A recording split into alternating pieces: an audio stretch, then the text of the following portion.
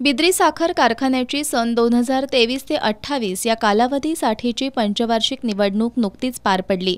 या निवडणुकीत पालकमंत्री हसन मुश्रीफ, आमदार सतेज पाटील, बिद्रीचे अध्यक्ष के.पी. पाटील, माजी अध्यक्ष दिनकरराव जाधव, माजी आमदार बजरंग देसाई, माजी आमदार संजय बाबा घाटगे यांच्या नेतृत्वाखालील सत्तारूढ महालक्ष्मी शेतकरी विकास पॅनलनं सर्वच्या सर्व 25 जागा जिंकल्या।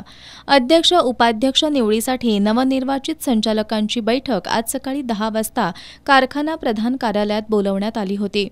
अध्यक्षपदी के.पी. पाटील यांची निवड निश्चित होती। केडीसीसीचे संचालक भैया माने, गोकुळचे संचालक युवराज पाटील, नावीद मुश्रीफ हे उपाध्यक्ष पदाचं नाव असलेले बंद पाकिट बैठकीच्या ठिकाणी घेऊन आले।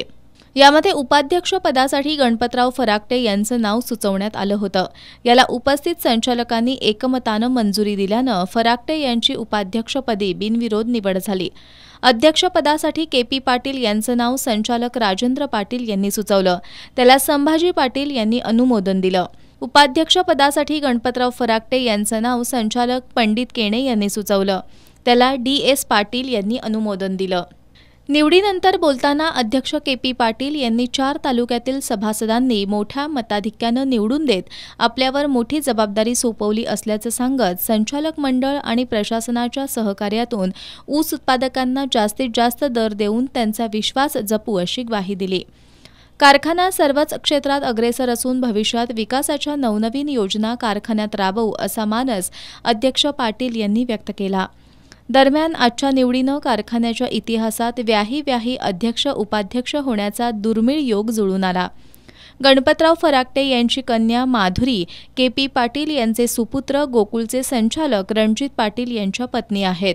यापूर्वी 2005 साली के.पी. पाटील हे अध्यक्ष असताना गणपतराव फराकटे हे उपाध्यक्ष होते, मात्र त्यावेळी त्यांच्यामध्ये नातेसंबंध निर्माण झाले नव्हते।